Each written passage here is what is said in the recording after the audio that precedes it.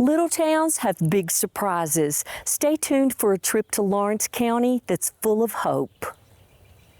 10 years ago, this was nothing. Now it's blossomed into a beautiful must-see garden. We're here in Leoma, which is nestled in Lawrence County at Hope Botanical Garden. Jerry Clayton, you are the director of this garden. That's right, yes, I am. Thank you for inviting us, and give us a brief history of how this wonderful garden came to be. Well, the garden actually has been here 8 years, and it was just always been a vision of mine to have some type of garden, for the puppies to come out and enjoy. And so about 8 years ago, this was just a hay field, and walked out here and looked it over and had a vision. Went to the house, built a model, and so we came out and began to lay in all the beds and all the trails. And so today, after 8 years, this is what we have, is a very well-established garden for 8 years, I think. It's lovely, and we're right here in the middle of your rose garden. And tell us about all the work that's gone into this, because you don't have paid people, you're all volunteers. Right, we're all volunteers here at the garden. And this was an area that was sort of empty and kind of vacant. And of course, with our native garden, we still got several years to go in the native garden. So we want to have something that would be kind of a showpiece. And so we got together and designed this bed here. And all the plants here have been donated into this area here.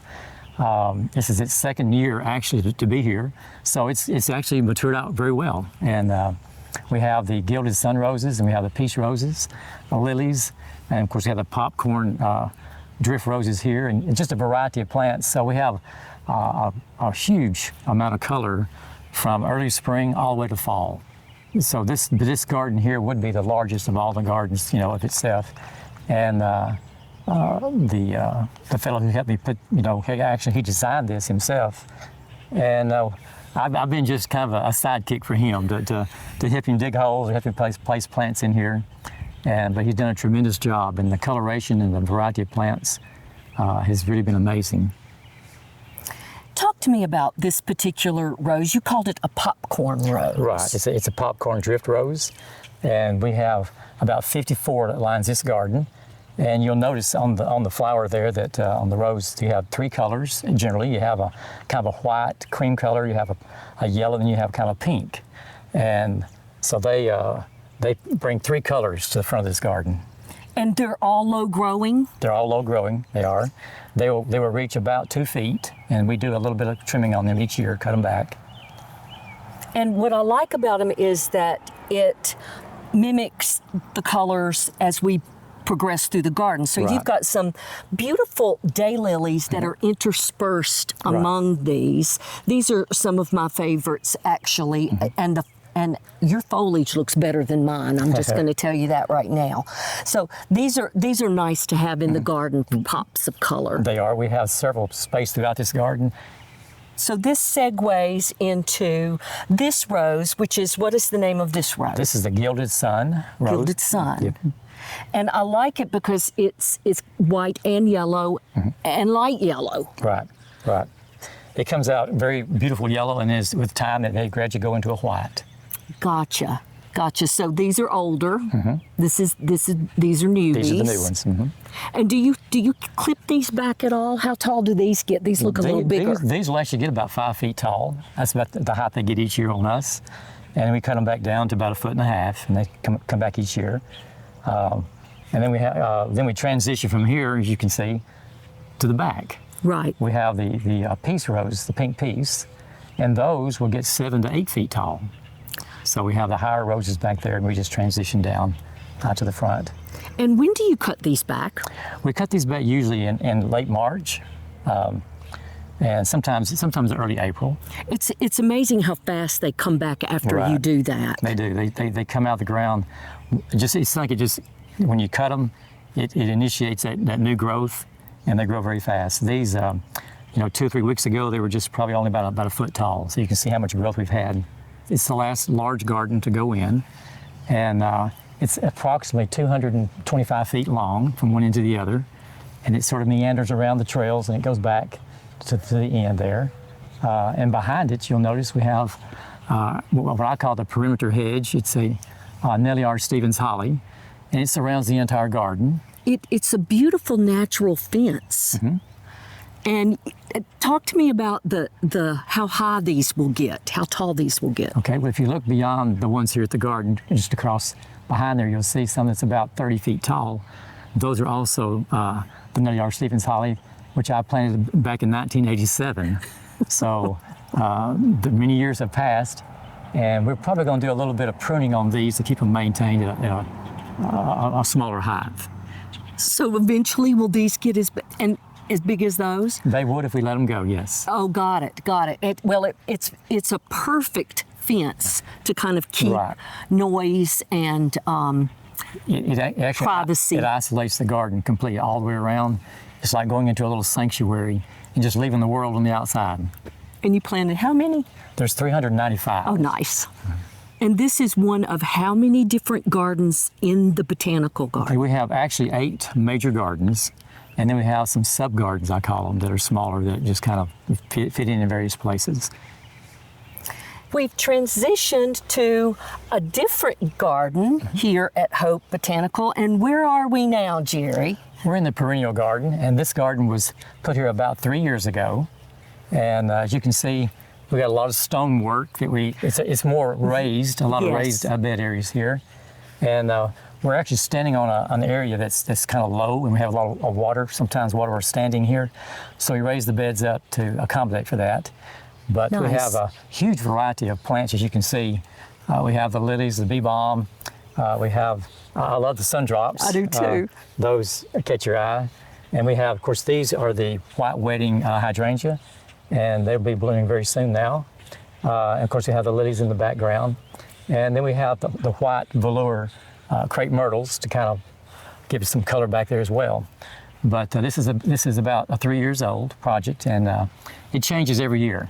Yeah. You know, with perennials, you're always adding something, taking something out, changing things out. And so it's a lot I of like fun. the tiers of the beds too. So and look how healthy these elephant ears are. They're happy. Yeah, last year that one you're looking at there, we had a leaf on it that was 5 feet long. So it gets very large. That's like a little fan. Yes, isn't it was. Yet another garden is the water garden, and I love water gardens. They're so soothing. They are, yes. So you've got a variety of plants here that are quite interesting, and the one that catches my eye immediately is this purple passion that's right here. What is this plant? That's a pickerel. Pickerel. Pickerel. We have 2 large clumps of it in the pond. Does that bloom all summer? Not all summer. It blooms and it'll quit blooming for a while, then it'll bloom again later. So it has different bloom period, pattern. I got it. Just like the water irises you see around the pond, we have the water irises. Yes. They bloom one time in the spring, early, and then they're gone. But you have the foliage to enjoy the rest of the season. But I like how you've surrounded your pond with these. Those are quite nice. Right. Of course, you see surrounding. We go to our water lilies. Yes. And now the parrot feather, you can see pieces here. We have koi in the pond, and koi just like to shred the parrot feather to pieces. So you can see it's kind of in disarray here.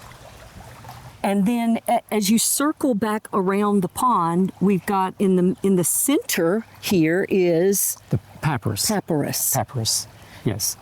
And the koi love the papyrus. They do. That's another little. Yes, they thoroughly enjoy it. And they'll bed under it. You can see now as we're looking across here, even some of the goldfish and all are kind of in that area.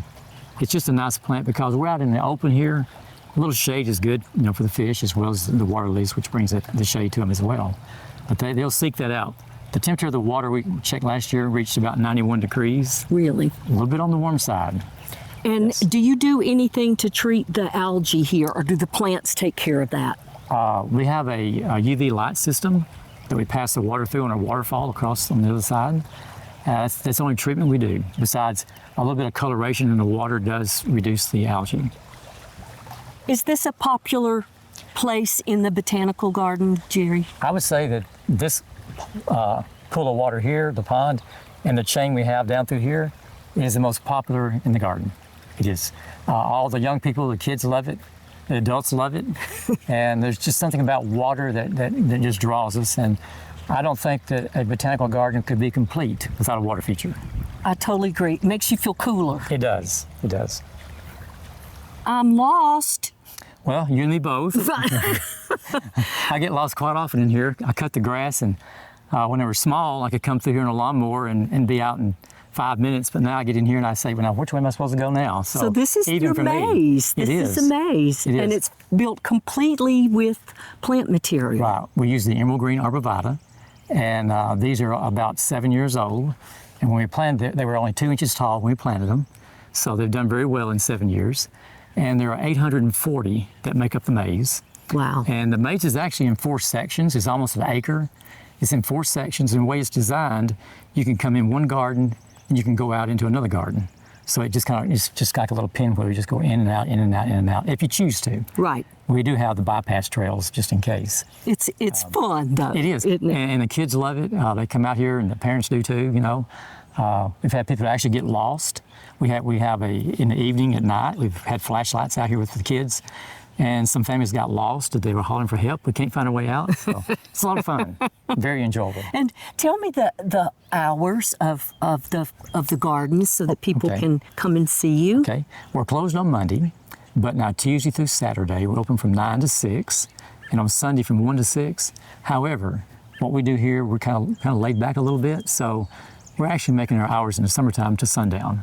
Yeah. So unofficially to sundown. Some folks come out and stay, till the sun hits the ground, and that's really the better time to see the garden. Absolutely. It changes it, Right, doesn't it? It is, and we allow that, certainly. People come, in the evenings. We allow them to go ahead and stay until they want to go home. You and your team, because I know this is a team effort, Right. have done such a lovely job of implanting lots of different things into relatively small space. And you're to be congratulated on that, and also doing it in a relatively short period of time. It's been a privilege to be here and see what you've done here. Well, we appreciate you being here, certainly, Tammy, and it means a lot to us. We want to provide something to our community and even beyond, a place to come and enjoy, come into, relax, rest, enjoy, and use the garden, to better their lives. And so we appreciate folks coming, and we hope we see more. If you like gardening, you'll want to subscribe to our channel. Home gardening tips, tips from growers, and lots of plants. Until next time.